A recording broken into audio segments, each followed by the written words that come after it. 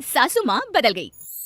कहानी उस घर की है जहाँ बहू और बेटी को एक माना जाता था, लेकिन फिर अरे शिखा बेटा, तू रसोई में क्यों घुसी रहती है? जा, रोटी मैं बना लूंगी।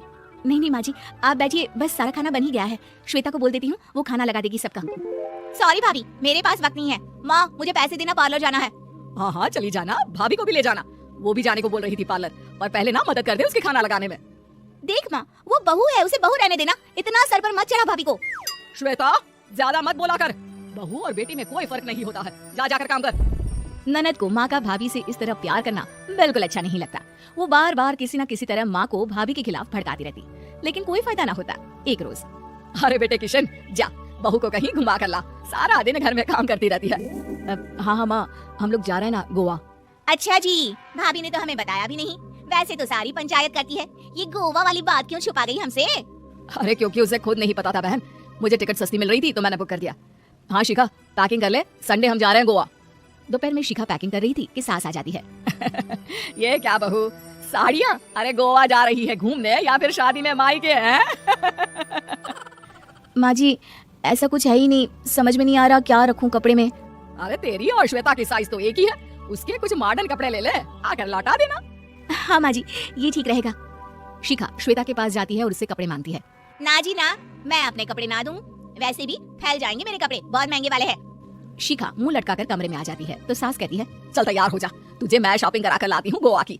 बस फिर क्या था, सास बहू निकल जाते हैं मार्केट और एक से बढ़कर एक ड्रेस खरीद कर घर आते हैं। पहले बता देती कि नए कपड़े दिलाने वाली है भाभी को, तो मैं अपने ही दे देती ना भाभी को। मुझे दिला देती नए कपड़े। देख श्वेता, परिवार का मतलब सबके साथ रहना होता है, ना कि सिर्फ अपना सोचना। वैसे भी तुझे अच्छे संस्कार सीखने चाहिए। और रही बात कपड़ों की, तो शिखा, आज से घर पर भी तू मॉडर्न कपड़े ही पहनेगी। कोई जरूरत नहीं है ये साड़ी वाड़ी लपेटने की। हाँ क्या था, घर पर श्वेता और शिखा एक जैसे रहते। एक बार पड़ोसन आती है। अरे बेटा, अपनी माँ को तो बुलाना, जरा बात करनी है। शिखा सास को बताती है और रसोई में चली जाती है। ये आपकी बेटी बहुत बड़ी हो गई है, इसके लिए एक रिश्ता है, कहो तो बता दूं। ये बेटी नहीं बहू है, घर में सब एक जैसा ही रहता है। वैसे मेरी बेटी भी बड़ी हो गई है, कोई रिश्ता हो तो जरूर बताना। पड़ोसन रिश्ता लेकर उन लोगों के घर आती है। तब श्वेता की होने वाली सास कहती है, तो ये घर है, कितने मंजिल का है? और ये बहू ने आपकी क्या पहन रखा है, जींस टॉप? अरे भाई, साड़ी वाड़ी नहीं है क्या इसके पास? देखिए, सर्दी है तो साड़ी में बहू कैसे मैनेज करती, वैसे पहनती है साड़ी भी। देखिए, हम लोग ठहरे पैसे वाले लोग, कोई कमी नहीं है हम लोगों के पास पैसों की। बहुत पैसे हैं, जमीन, नौकर, चाकर, कार, सब कुछ है, लेकिन घर में संस्कारी बहू चाहिए। समझ रही है ना आप? सास कुछ कहती कि श्वेता बोल पड़ती है, हाय रे, नौकर चाकर से लेकर जमीन का और पैसा। हाँ हाँ, मुझे रिश्ता मंजूर है, मंजूर है मुझे। अरे रुक जा श्वेता, मैं बात कर रही हूँ ना। देखिए, हम लोगों के घर इतनी आजादी नहीं मिलेगी। अरे हाँ कर देना माँ, हाँ कर दे जल्दी से। सास क्या करती, बेटी की शादी ऐसे घर में कर देती है जहाँ ना उनके विचार मिलते हैं और ना ही आचार। शादी के बाद एक रोज फोन पर, श्वेता बेटा, एक बार घर आ जा, बहुत दिल करता है तुझे देखने का। माँ, वो घर पर बहुत काम होता है, कैसे आऊँ? बड़ा घर है, लेकिन आने जाने वालों की लाइन ही लगी रहती है। बेटा मैं तो जानती थी उस घर का हाल, लेकिन तू ही नहीं मान रही थी। माँ देख, हर घर का यही हाल है।